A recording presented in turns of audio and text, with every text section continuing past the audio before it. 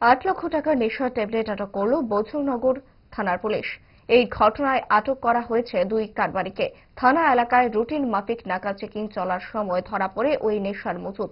বিপদ বুঝে পালিয়ে যায় অটোগাড়ি চালক। এই কাণ্ডে ধৃত 2 যুবকের নাম সজীব হোসেন ও আব্দুল রহমান। ধৃতদের থানায় এনে জোর জিজ্ঞাসাবাদ চালাচ্ছে বজলুনগর থানার পুলিশ। পুলিশ আধিকারিকও জানিয়েছেন, অ্যাকচুয়ালি গতকালকে রাত্রিতে আমাদের থানার অফিসার সাব ইন্সপেক্টর অর্পণ সাহা, এএসআই মানিক কর এবং তাদের সঙ্গে আরও স্টাফ ভেহিকেল চেকিংয়ে ছিলেন বলতে নবচমনিতে ছিলেন। তো ওই সময় তারা ভেহিকেল চেকিং করার সময় একটা অটো ওই দিক থেকে নবচমনির থেকে বণিক চমনির দিকে আসছিল। তখন তারা সাইন দেখায় এটাকে স্টপ করার জন্য, কিন্তু অটো ড্রাইভার পুলিশের সাইন মানেনি এবং সেটা ভাইলেট করে আরো স্পিডে চলে আসছে।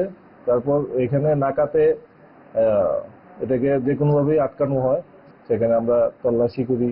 অটোর ভেতরে তল্লাশি করার পরে একটি বেটের কাভারের ভেতরে 4টি বান্ডেল পাওয়া গেছে।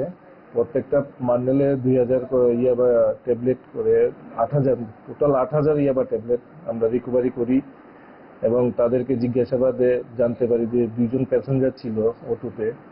তাদের জিজ্ঞাসাবাদে জানতে পারি যে তারা নাকি সেইগুলি নিয়ে যাচ্ছিল মধুপুরের দিকে। আর যে 8000 ইয়াবা ট্যাবলেট আমরা সিজ করেছি সেটার বাজার মূল্য অনুমান 8 লাখ টাকা হবে।